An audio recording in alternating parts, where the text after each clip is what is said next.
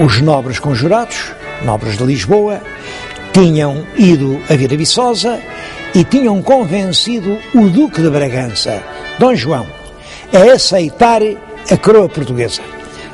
O novo rei mandou imediatamente reunir as cortes em Lisboa e pediu a todo o país que o ajudasse a defender a independência restaurada de Portugal. Ele próprio deu o exemplo, oferecendo todas as joias, e eram muitas e valiosas, que tinha acumulado no seu palácio de Vila Viçosa. Foi resolvido também nessas cortes entrar com 2 milhões de cruzados para as despesas da defesa nacional. Uma quantia superior a quaisquer valores que então tivessem sido orçamentados em Portugal. Como era possível que um país que estava há 60 anos sob a dominação de um rei estrangeiro, que tinha o seu comércio bastante arruinado, com os negócios da Índia numa completa decadência, com a marinha mercante praticamente destruída, como era possível que esse país ainda arranjasse 2 milhões de cruzados para ajudar a guerra? Bom, há uma palavra que explica tudo.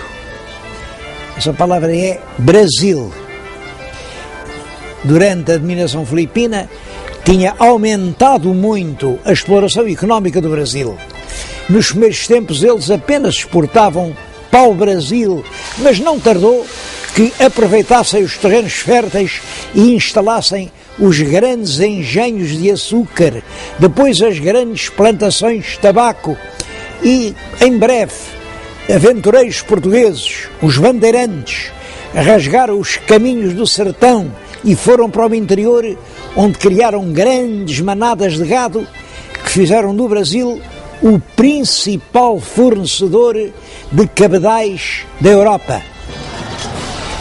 Entretanto, em Portugal, a guerra continuava. Foi uma longa guerra que se prolongou durante 27 anos. Houve ocasiões de grande perigo, em que uma espécie de mobilização coletiva trazia às fileiras milhares de homens que eram armados à pressa e que travaram as grandes batalhas da Guerra da Restauração. Eu estou a falar-lhes nisto diante da porta da Fortaleza de Estremoz, porque as campanhas mais importantes deram-se aqui no Alentejo. Foi por esta porta que saíram as colunas de camponeses armados e soldados regulares que foram a correr e em Elvas obrigaram um exército com 30 mil soldados regulares que cercava completamente a cidade a levantar o cerco e entraram na cidade sitiada. Essa ajuda popular foi decisiva. Bom, também acontecia que do lado espanhol havia grandes dificuldades. Tinham-se acabado as minas de prata do Peru, a Espanha estava envolvida em conflitos militares numa grande parte da Europa, tinha que atender a várias frentes e isso nunca tornou possível que concentrassem todos os esforços em subjugar a revolta de Portugal. A guerra custa sempre muito dinheiro e as dificuldades económicas refletem-se sempre no plano político. São essas dificuldades que explicam que em 1668 o rei, que é o Afonso VI, um homem muito diminuído, foi deposto do trono e substituído pelo irmão, Dom Pedro II, e é Dom Pedro que nesse mesmo ano estabeleceu um acordo de paz com a Espanha.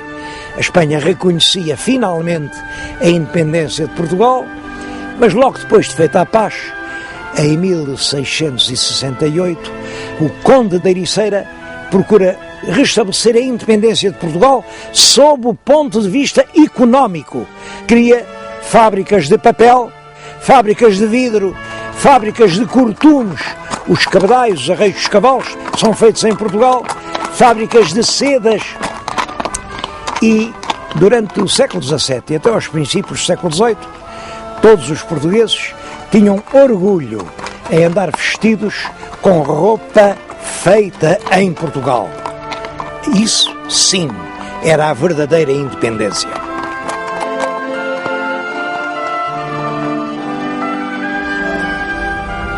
Já nos últimos anos do século XVII, 1698-99, foram descobertos grandes aluviões de ouro numa região do Brasil que, a partir de então, recebeu o nome de Minas Gerais. O Brasil, até 1760, ano em que os aluviões começaram a esgotar-se, produziu cerca de 1000 toneladas de ouro. Tudo se resumiu a um enriquecimento temporário das finanças do Estado e à formação de algumas, mas poucas, fortunas particulares. O rei Dom João V, que reinou em Portugal durante toda a primeira metade do século XVIII, com esses recursos, promoveu a construção de algumas grandes obras públicas. A mais célebre é este convento e palácio de Mafra, que ocupa realmente quase todo o reinado e que absorveu uma grande parte dos recursos vindos do Brasil. Construiu-se no Rio de Janeiro o Palácio do Governo, que é também uma outra grande construção. Além disso, fez-se o Aqueduto das Águas Livres, mas esse já com dinheiro do Real d'Água, portanto um tributo popular. O rei também, com o dinheiro do Brasil, pôde intervir em alguns problemas europeus, como na Guerra da Sucessão de Espanha e, por exemplo, na defesa da Europa contra os turcos, na Batalha Naval do Cabo de Matapã, que destruiu a armada turca e salvou a Europa de uma ameaça iminente. Uma excelente imagem para ilustrar essa política de prestígio do rei Dom João V é o coche que está junto de mim. Chama-lhe o Coche dos Oceanos e foi construído para tomar parte numa embaixada mandada pelo rei de Portugal ao Papa no ano de 1716. Chamam-lhe Coche dos Oceanos porque na parte de trás tem o Oceano Atlântico a dar a mão ao Oceano Índico. E esta cena é presidida por Apolo. É uma alusão evidente ao papel que Portugal tinha tido nas navegações. Há aqui outros coches dessa época e, designadamente, um dos coches em que o próprio rei Dom João V se deslocava nas suas cerimónias na corte de Lisboa.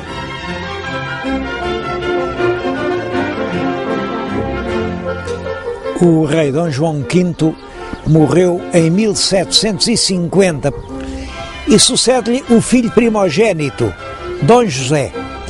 Nós pouco sabemos das ideias de Dom José, porque ele escolheu logo para o governo um homem que tinha uma certa experiência na vida diplomática. Esse homem chamava-se Sebastião José de Carvalho e Melo.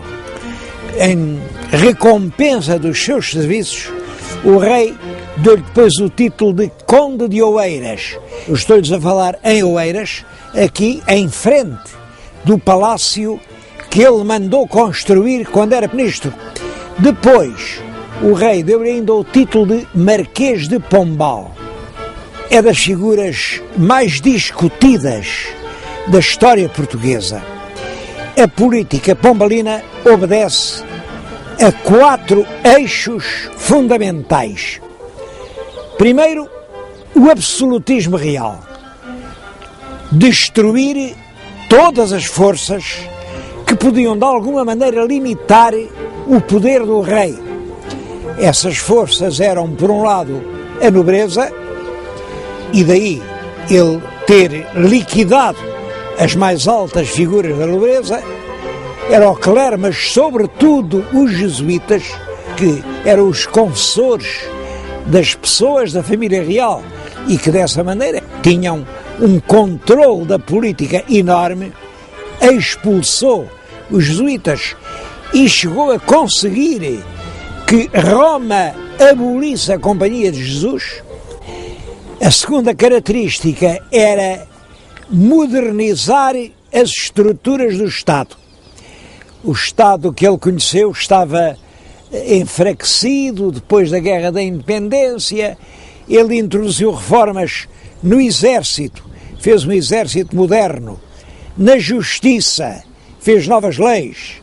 Na fiscalidade, organizou de nova maneira os impostos. Nas escolas, fez a reforma da universidade, de maneira a dar ali um ensino de tipo moderno.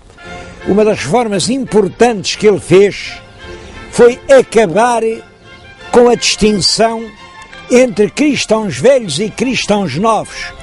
Distinção que no seu tempo já não fazia sentido nenhum.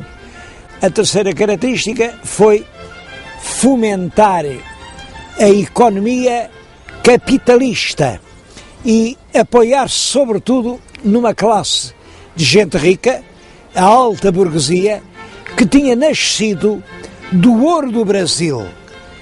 Funda grandes companhias para o comércio interno e externo. É especialmente importante a Companhia dos Vinhos do Alto Douro, que tinha o exclusivo da produção e venda do vinho do Porto. Até então eram os grandes empresários ingleses quem tinham nas suas mãos esse comércio.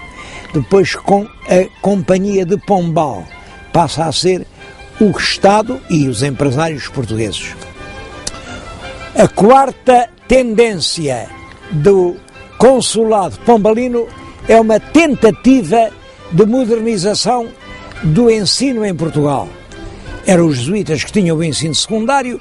Ele tentou substituir isso, sem êxito, pelo Colégio dos Nobres, e ele também tentou fazer uma reforma profunda da Universidade de Coimbra, baseada nos princípios modernos, do saber moderno.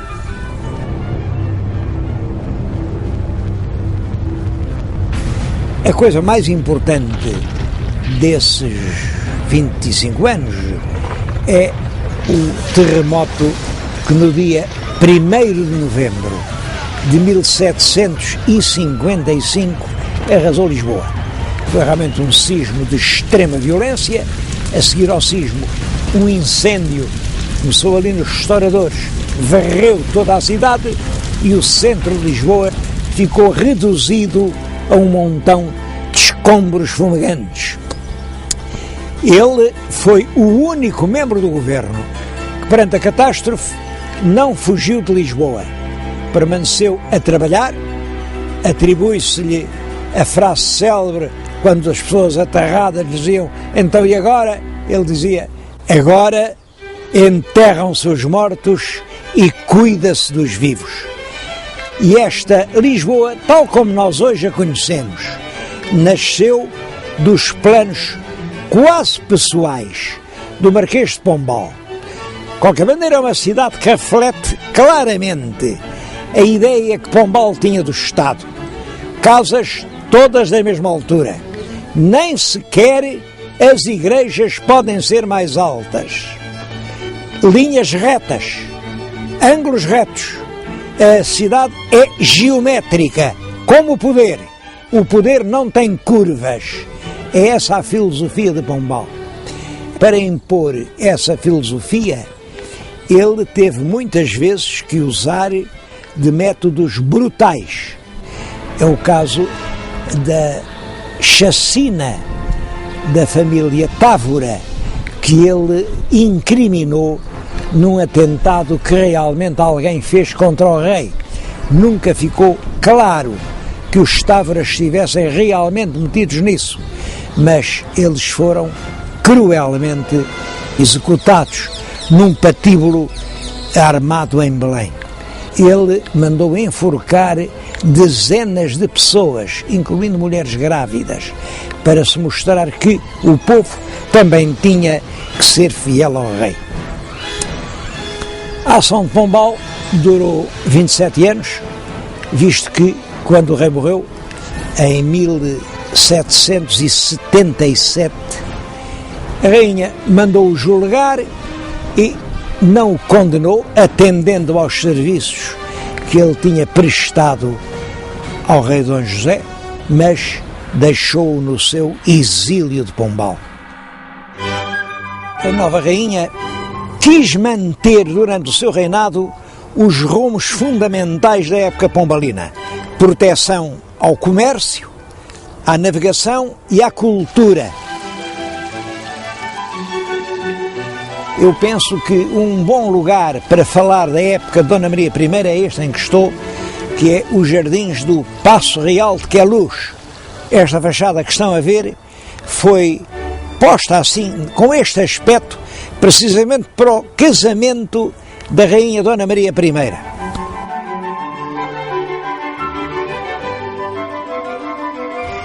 Todo esse tempo foi ensombrado pelas convulsões europeias que se seguiram à Primeira Revolução Francesa. A Revolução é levada ao seu máximo com a execução do rei Luís XVI e da rainha Dona Maria Antonieta. O rumo que as coisas levavam em França mostravam que a monarquia tradicional e antiga corria risco. Por isso, a Áustria, a Inglaterra, a Prússia, a Rússia, a Espanha uniram-se todas em sucessivas coligações para derrubar o regime revolucionário da França. Portugal entrou na primeira coligação em 1794 e entramos como aliados dos espanhóis. É a chamada Guerra do Roussillon. Quando aquilo começou a correr mal, o governo espanhol faz as pazes com o governo francês e passa-se para o lado do governo revolucionário, e nós ficamos em guerra com um inimigo muito maior do que nós. A grande inimiga da França era a Inglaterra, e nós também não nos podíamos zangar com a Inglaterra, porque a Inglaterra era a verdadeira rainha dos mares, e nós nessa altura dependíamos economicamente da nossa ligação com o Brasil. Mas é claro, os franceses cada vez exigiram mais. Em 1806 decretaram o bloqueio continental. O bloqueio queria dizer isto: nenhum porto europeu aceitava nas suas águas navios ingleses. Portugal teve que aceitar, mas de facto os ingleses nunca cumpriram as regras do bloqueio e continuaram a usar os portos portugueses como se lhes pertencessem. Em 1807 a França exigiu mais. Exigiu que Portugal declarasse a guerra à Inglaterra, que apreendesse todos os bens ingleses existentes em Portugal e que metesse na cadeia todos os cidadãos ingleses que se encontrassem em território português. O nosso governo, mais uma vez, fingiu que sim, que ia fazer isso. É claro que não prendeu ninguém. Entretanto, o governo francês, onde nessa altura já pontificava uma grande figura de militar, o jovem general Napoleão Bonaparte, vendo que não era possível obter uma adesão forte de Portugal à sua causa, ordenou a invasão de Portugal. E no dia 29 de novembro do ano de 1807 entrou em Lisboa uma coluna de tropas francesas comandada pelo general Junot. Prevenida a tempo, a corte embarcou em navios portugueses, escoltada por naus inglesas, e dirigiu-se daqui ao Brasil. Rio de Janeiro foi durante 14 anos, desde 1808 a 1822, a verdadeira capital da monarquia portuguesa. Esse facto desencadeou um rápido e enorme desenvolvimento do Brasil. A rainha tinha enlouquecido e quem governava era o filho Dom João. O primeiro ato do príncipe regente é declarar os portos brasileiros abertos à navegação de todas as nações amigas de Portugal e do Brasil, é claro que era a Inglaterra. Mas, na verdade, essa medida significava, de facto, a independência económica do Brasil. Em França, a política tinha evoluído muito, porque daquela república revolucionária e sangrenta tinha-se passado a um diretório, porque na base da revolução estava a classe média, a alta classe média, queria paz, queria ordem para fazer negócios. E é isso que exprime o diretório. Do diretório passa-se ao consulado. O consulado é já uma forma de ditadura pessoal, onde se impõe Napoleão Bonaparte. É Bonaparte quem tem um plano de reforma da Europa, sob a forma de uma grande monarquia de família. Dentro dessa ideia, ele nomeia o irmão José rei de Espanha. Esse facto provoca um levantamento brutal de toda a população espanhola. A data é o 2 de maio. Não há espanhol que não saiba de cor essa data, porque é o título de um famoso quadro de Goya, em que se vêem os militares franceses a fuzilarem os populares que nas ruas de Madrid andaram a assaltar soldados franceses. Os franceses são acusados e o governo inglês julgou que estava uma boa oportunidade para desembarcar as suas tropas na península, entrar em França e poder bater-se com Napoleão. Portanto, prepara um bom exército, 8.800 homens, sob as ordens de um general muito prestigioso, o Wellesley, e pretende desembarcá-los na Corunha. Mas é curioso, os espanhóis disseram: não precisamos aqui da ajuda inglesa para nada. E eles tiveram que reembarcar e vieram até à Figueira da Foz, daquela região de Lavos, e aí, entre os dias 1 e 5 de agosto de 1808, desembarcaram no território português. O general Junot, que era o comandante da ocupação francesa, acorreu para tentar impedir o desembarque e a penetração dos ingleses, mas é batido em 2 combates violentos, o da Roliça e o do Vimeiro, e por isso ele tem que recolher a Lisboa e negocia à pressa uma convenção em Sintra. O Junot entregava Lisboa, os ingleses metiam o exército francês nos próprios navios britânicos e repatriavam-nos com todo o saque que os franceses tinham feito por toda a parte onde tinham passado. Houve um grande protesto, mas a verdade é que os portugueses não tinham tido intervenção nenhuma na guerra contra a França. Por isso, não foram chamados a tomar parte nas negociações da Convenção de Sintra. Napoleão decide então uma segunda invasão de Portugal. Era comandada pelo general Soult e entrou pela fronteira do norte. Bom, ao contrário do que aconteceu com a primeira invasão, que entrou pacificamente em Portugal, a segunda já encontrou uma enorme resistência popular. O povo das aldeias, mal armado, esperava os franceses, sobretudo nas passagens dos rios, e o general Soult teve dificuldade em entrar no porto. Conseguiu entrar, por sinal que essa entrada ficou marcada por uma tragédia. A multidão, espavorida, fugia por uma ponte de barcas. A ponte rompeu-se, ou alguém a interrompeu, e a multidão ia caindo. Isto provocou um número de vítimas enorme. Os ingleses, que estavam instalados em Lisboa, já agora acompanhados por tropas portuguesas, avançam para o norte e o general Soult não tinha forças para aguentar o ataque da força anglo-lusa e retirou. Foi novamente para a Galiza. Passado cerca de um ano, em 1810, Napoleão decide uma terceira invasão. É a invasão comandada pelo Marechal Massena. Dirige-se até a região de Coimbra, onde trava um combate muito violento com as tropas anglo-lusas, é a Batalha do Bussaco. Os franceses não conseguiram romper as linhas anglo-lusas, mas conseguiram contorná-las e dirigiram-se para Lisboa.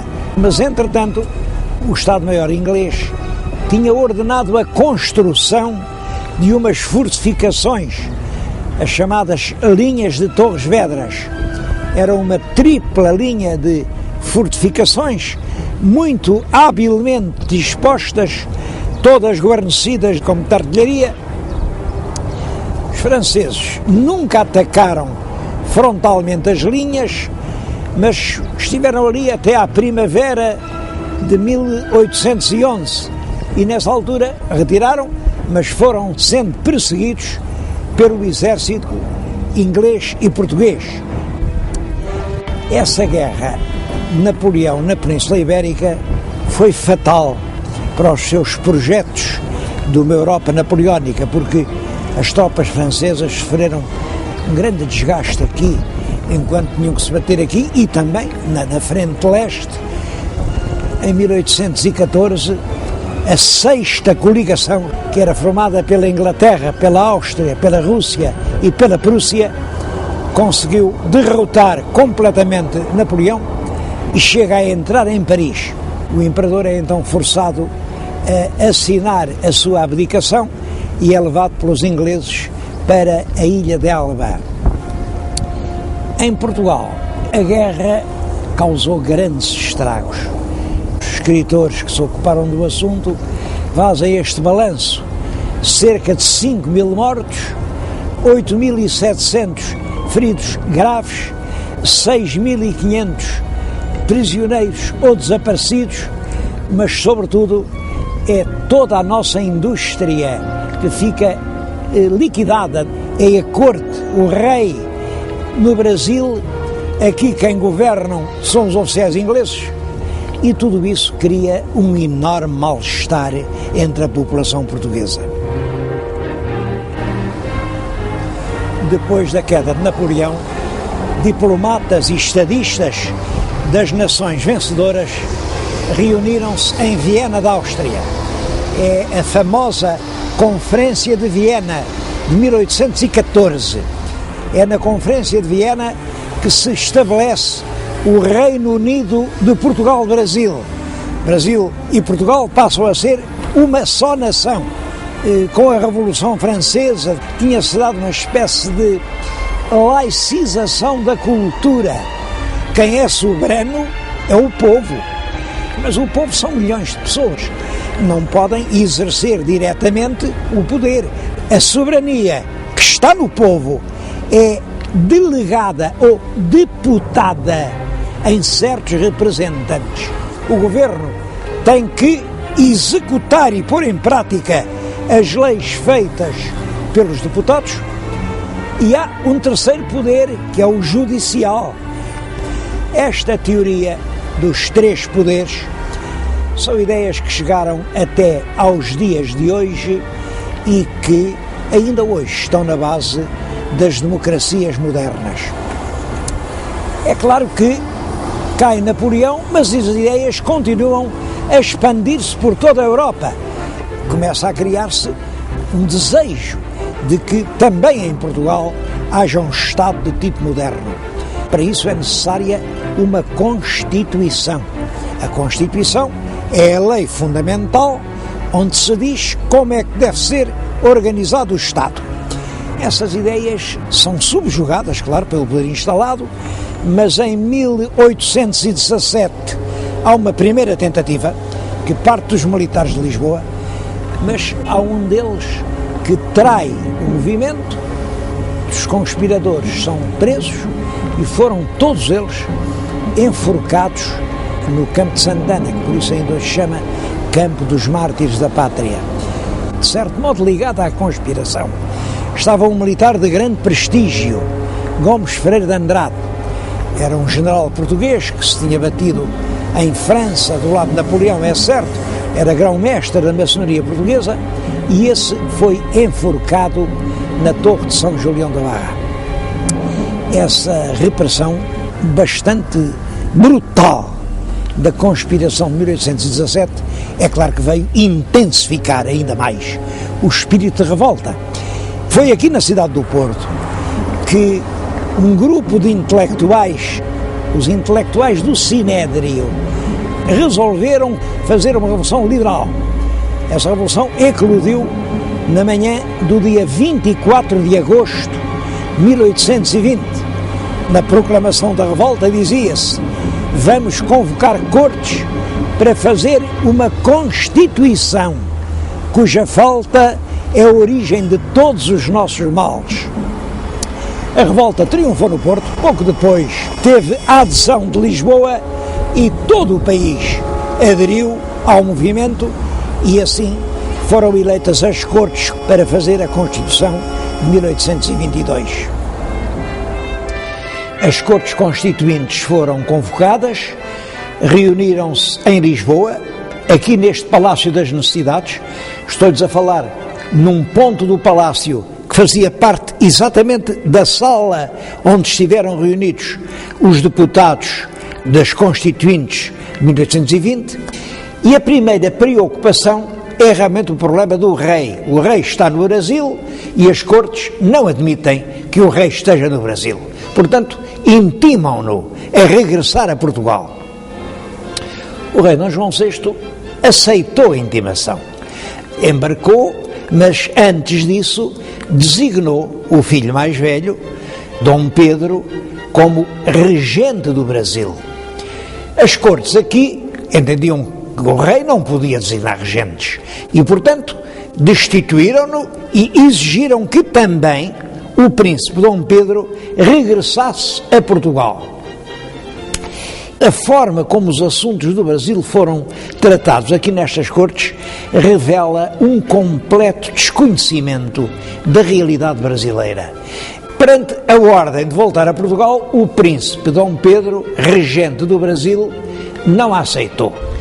E no dia 7 de setembro de 1822, quando ia de Santos para São Paulo, no lugar de Ipiranga, fez a famosa proclamação: camaradas, as Cortes de Lisboa querem escravizar o Brasil.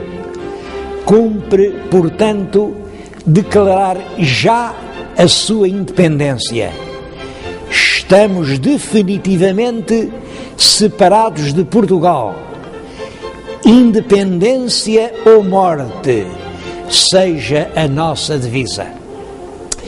Este movimento tinha o apoio de todos os setores políticos do Brasil, tinha também o apoio discreto da diplomacia inglesa e Portugal nada pôde fazer para obstar à imediata independência do Brasil.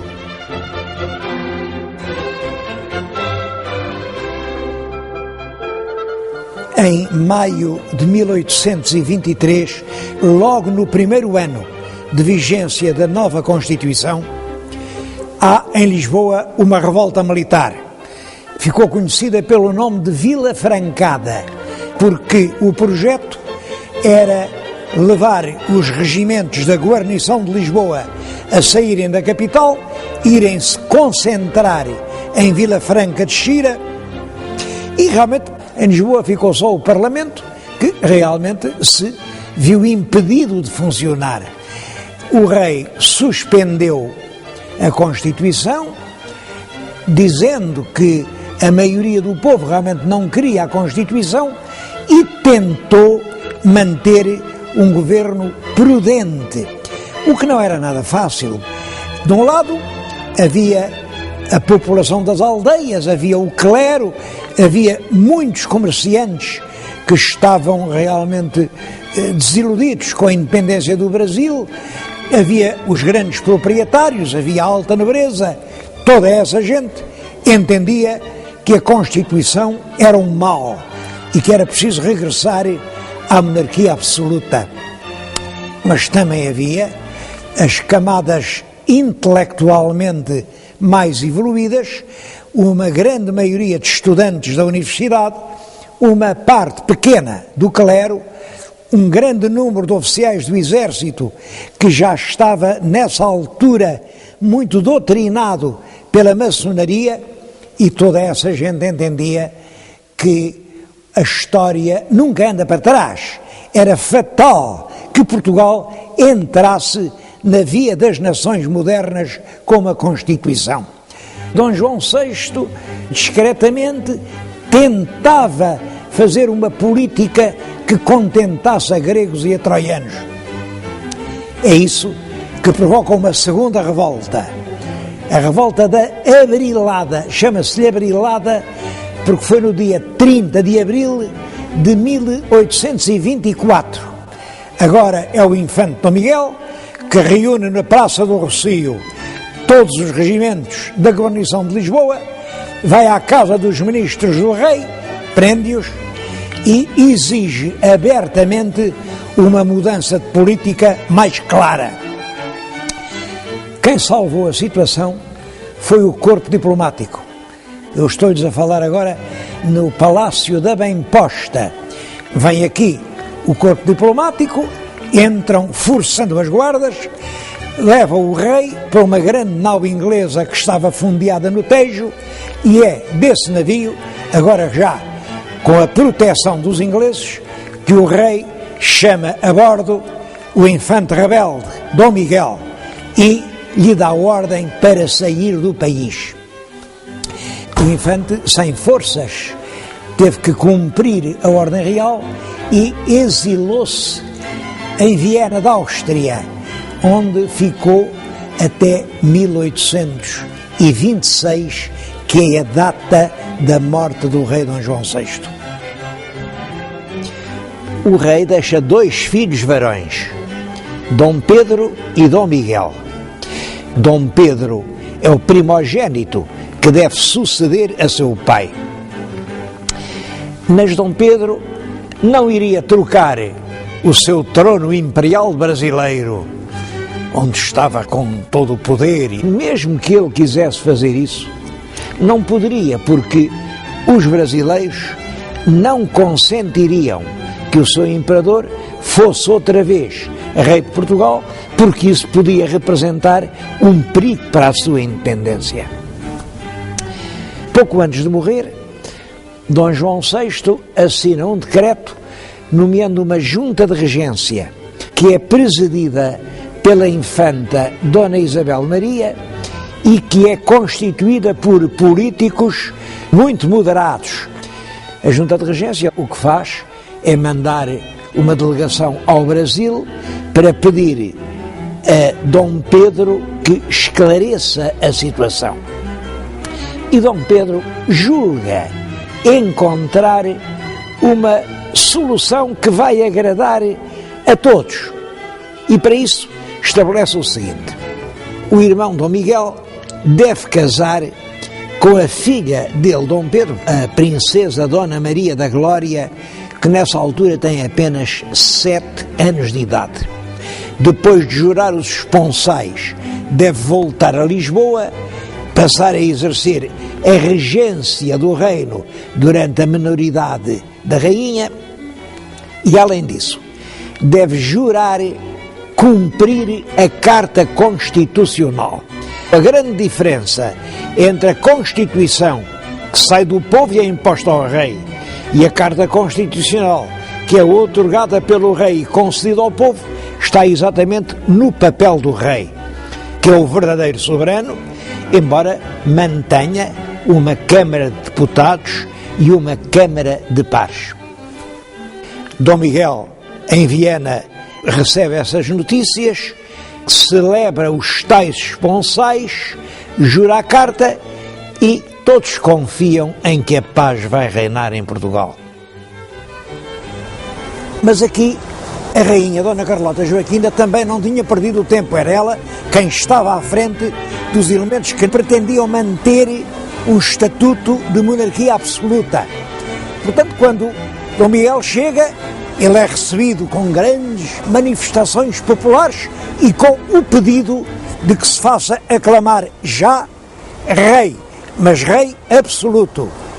Ele aceitou isso e no dia 18 de julho de 1828, foi aclamado rei de Portugal. A partir desse momento, o nosso país vê-se numa triste situação. É que tem dois monarcas. De um lado é Dom Miguel, que está a reinar de facto no território português. Do outro lado é a jovem rainha, Dona Maria II, ainda apenas na infância, e que andava lá nos seus exílios por França, pela Inglaterra. Quando se soube em Coimbra que Dom Miguel era rei absoluto, a Universidade resolveu mandar uma deputação a Lisboa para felicitar o rei. Podem calcular a indignação que isso causou nos estudantes liberais. E então um grupo de estudantes resolveu não deixar que os lentes chegassem a Lisboa. Assaltou-os um pinhal em Condeixa, matou 2, feriu 4.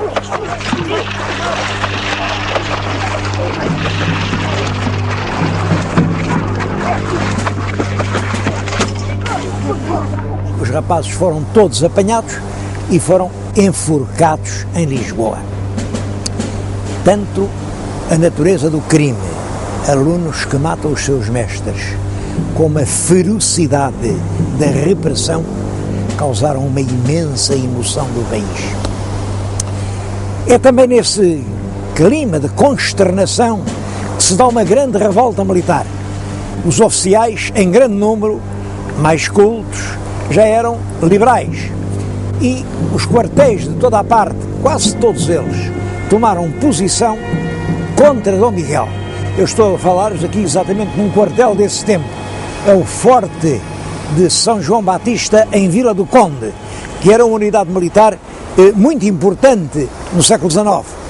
É uma das muitas que tomaram voz pela Rainha Dona Maria. A revolta, durante várias semanas, esteve hesitante. A maior parte parece que estava pela Rainha, mas de facto a cabeça da revolta, que estava no Porto, não foi capaz de decidir com coragem a situação. Lisboa manda avançar tropas sobre a cidade do Porto e os dirigentes do movimento portuense fugiram. Essa fuga também ficou famosa. Deram-lhe o nome de a Belfastada. Belfastada é uma palavra que vem do nome de um vapor inglês que estava no Douro, o vapor Belfast, onde toda aquela gente se mete e fogem todos para a Inglaterra. Lá se reuniram, conseguiram manter uma grande fé nas suas ideias políticas.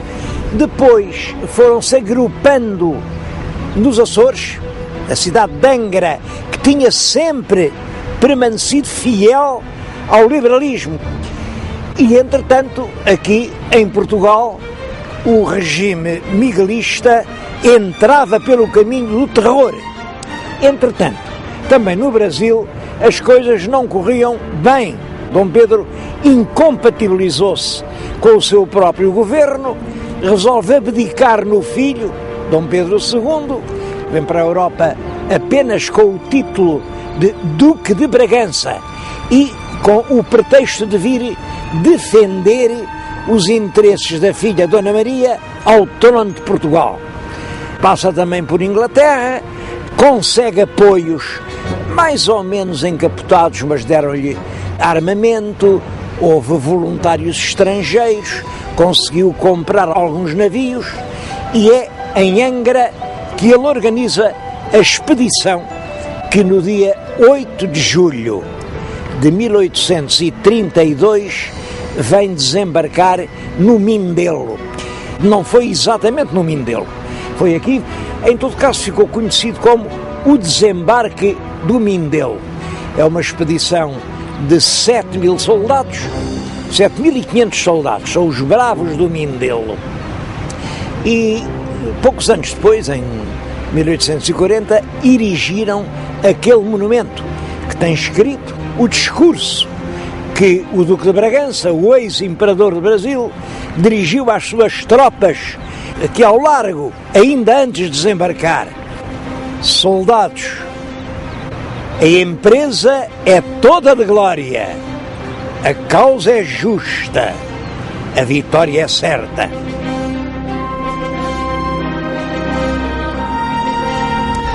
Dali marchou para a cidade do Porto, onde entrou sem encontrar qualquer oposição. Mas Dom Pedro esperava uma recepção entusiástica, não só no Porto, mas em todo o país. Pensava que o povo português estava subjugado por um poder tirânico e cruel e que, portanto, ia aclamá-lo como um libertador. Bom, e essa previsão não se confirmou.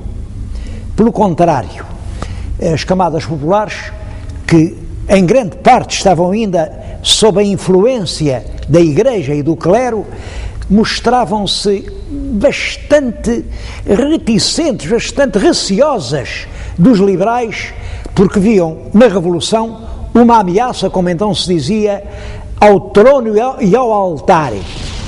Dom Pedro e o exército liberal viram-se, portanto, cercados dentro da cidade do Porto durante cerca de um ano. O que estamos a ver agora é um desenho feito por um oficial miguelista que nos mostra um grande canhão do exército de Dom Miguel a fazer fogo sobre a cidade do Porto.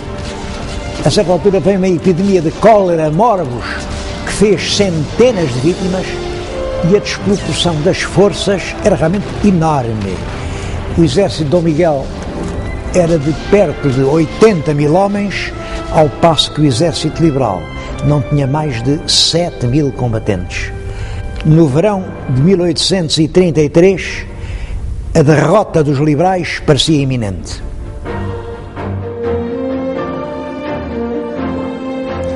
O comando liberal, para aliviar a enorme pressão que estava a ser feita sobre o Porto, resolveu embarcar algumas tropas para as ir desembarcar no sul do país e dessa forma atrair lá uma parte do exército miguelista que estava a atacar o Porto. Sai uma pequena expedição por mar, vai desembarcar no Algarve, no sítio de Cacela a Velha. Aqui em Lisboa, quando se soube que os liberais tinham desembarcado do Algarve, mandaram a esquadra para os atacar, mas a esquadra miguelista foi completamente vencida e destruída, e a partir daí as tropas desembarcadas no Algarve iniciaram uma caminhada sobre Lisboa. Não havia guarnição nenhuma, nem no Algarve, nem no Alentejo. Vêm rapidamente, no mês chegaram ali a Cacilhas. É em Cacilhas que se opõe a primeira resistência, primeira e última, porque as tropas miguelistas que tentaram deter os liberais foram completamente derrotadas. Os barcos liberais atravessam o Tejo e no dia 24 de julho de 1833 vêm desembarcar aqui, mas o ponto do desembarque está marcado pela estátua ao Duque da Terceira, que era o oficial-general que comandava realmente essa expedição. Também a avenida que começa aqui chama-se Avenida 24 de Julho. O facto dos liberais agora terem a capital do país na sua mão veio abrir-lhes possibilidades inteiramente novas. Os miguelistas ainda tentam defender-se durante algum tempo, mas em 26 de maio de 1834 os generais miguelistas são obrigados a assinar a Convenção de Évora-Monte. Dom Miguel aceita sair de Portugal e nunca mais voltar. É curioso que no mesmo dia, 27 de maio de 1834, Dom Pedro e Dom Miguel foram apedrejados pelo povo português. Dom Miguel era o vencido e quando estava a embarcar em Sines, no escaler que o levava depois para o navio inglês, a multidão, enfurecida, deitava pedras que não o atingiram, porque um esquadrão de cavalaria liberal mantinha o povo à distância e, portanto, ele não pôde ser atingido. O irmão, Dom Pedro, Duque de Bragança, que tinha sido por um instante Dom Pedro IV, rei de Portugal, e por alguns anos Pedro I, imperador do Brasil, nesse mesmo dia, para festejar a vitória, foi ao Teatro São Carlos. E quando assumou, no camarote real, o público começou a apedrejá-lo com patacas. Era uma moeda de bronze bastante forte. O Dom Pedro mostrou um grande sangue frio, fingiu que não viu nenhum desacato e deu ordem para começar a ópera e manteve-se assim serenamente até ao fim. Mas quando saía do teatro, a multidão tinha-se apinhado no largo diante de São Carlos e arrancaram as pedras da calçada e estilhaçaram os vidros da carruagem. Os burgueses de sobrecasaca que enchiam a plateia de São Carlos não compreendiam que Dom Pedro tivesse sido tão generoso para com seu irmão Miguel. Entendiam que o devia prender e enforcar, como aliás Dom Miguel tinha mandado enforcar tanta gente. Nessa noite, desgostoso, Dom Pedro regressa numa carruagem a Queluz, deitou-se e teve a sua primeira hemoptise. A hemoptise é uma golfada de sangue pela boca.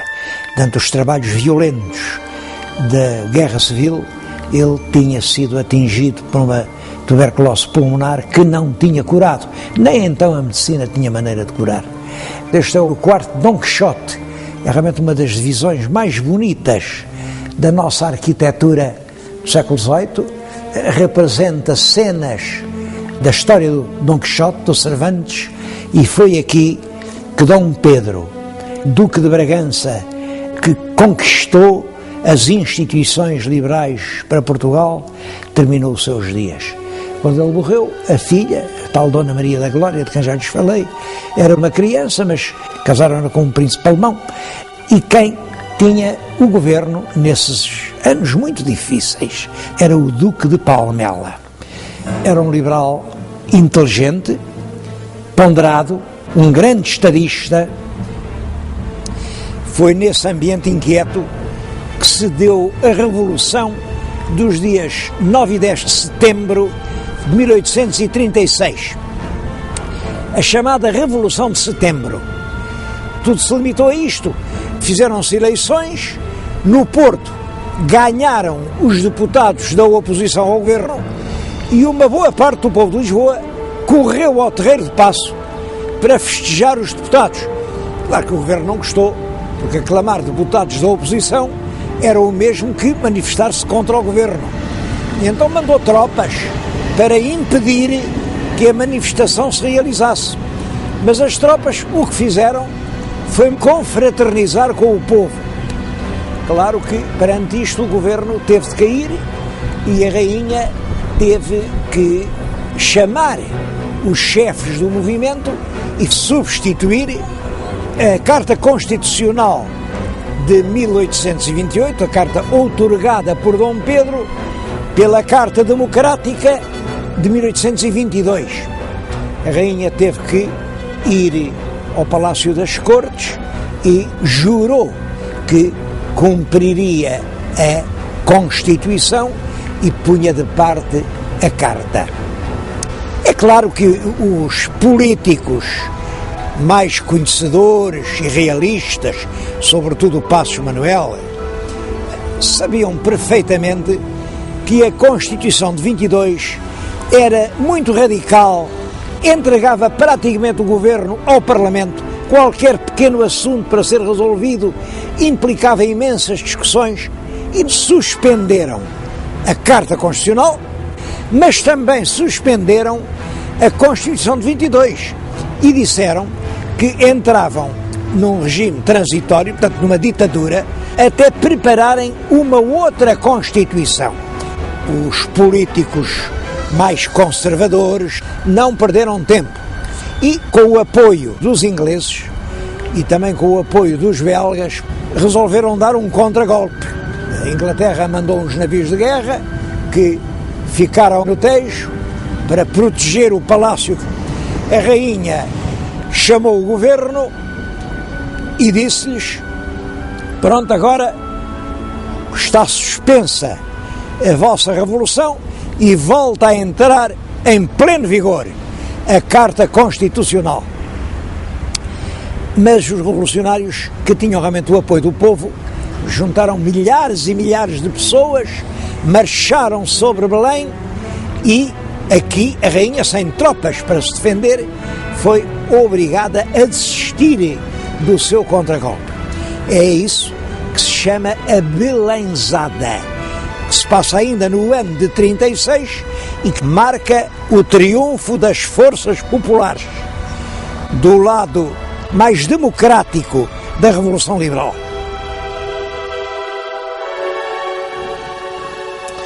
Depois de falhada a tentativa da Belenzada, entrou-se num período de rápidos progressos materiais e de progressos também na cultura. O governo fez medidas de proteção ao ensino primário e criou muitas escolas.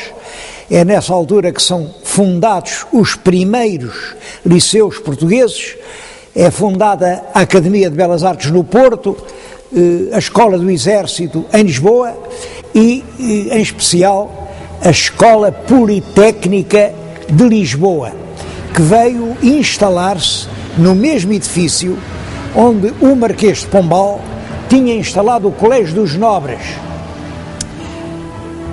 Já o Pombal utilizou o edifício que tinha sido construído pelos jesuítas para o noviciado da Cotovia. O homem que está à frente de toda essa política de grandes melhoramentos é Passos Manuel, que é realmente um homem lúcido, mas que abandona o governo. Ele preparou o texto de um decreto para o Parlamento em que criava o lugar de subsecretário de Estado, porque entendia que os ministros tinham muito que fazer e tinham que ser coadjuvados por subsecretários de Estado. O Parlamento entendeu que era despesa a mais e reprovou o decreto. Então, o Passos Manuel, o nome dele era Manuel da Silva Passos, abandonou o governo.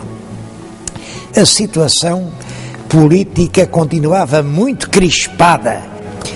O Marechal Saldanha e o Marechal Duque da Terceira, à frente da maioria do exército, tentam apoderar-se de Lisboa.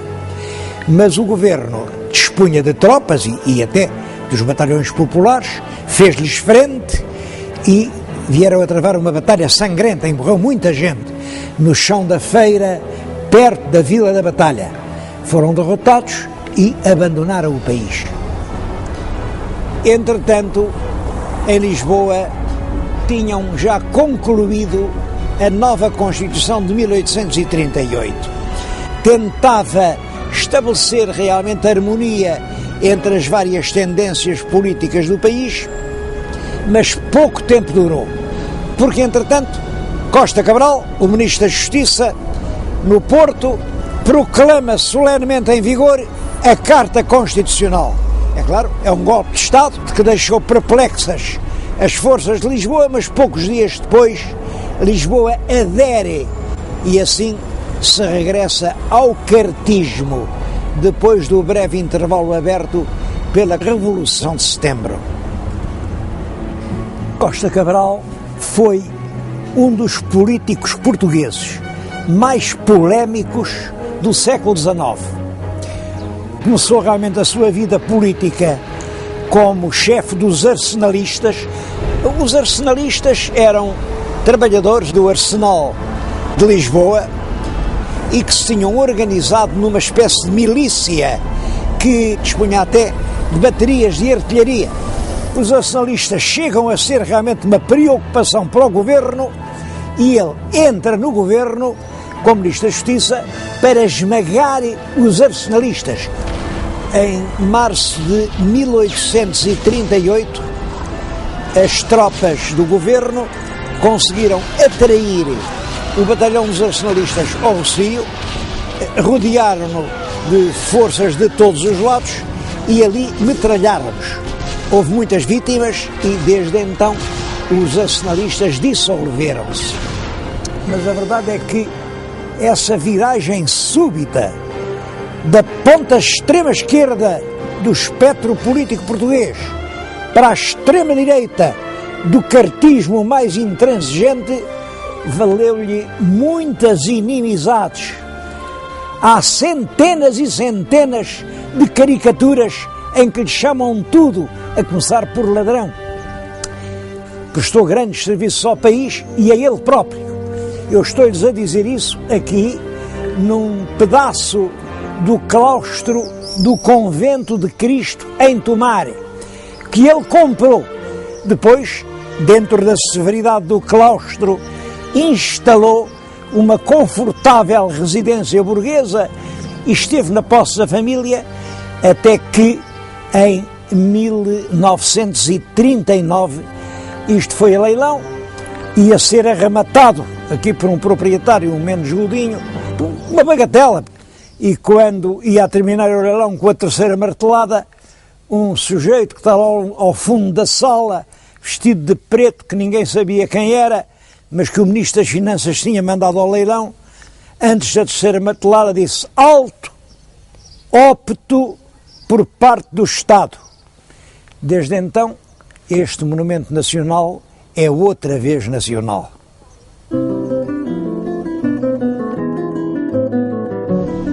Algumas das leis de Costa Cabral, como a lei que mandava elaborar as matrizes do registro predial, outra lei que proibia o enterramento dos cadáveres dentro das igrejas.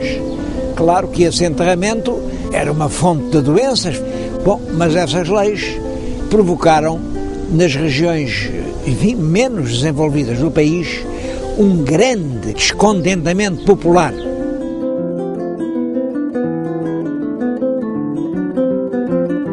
Estou na Póvoa do Lanhoso, diante da estátua da Maria da Fonte.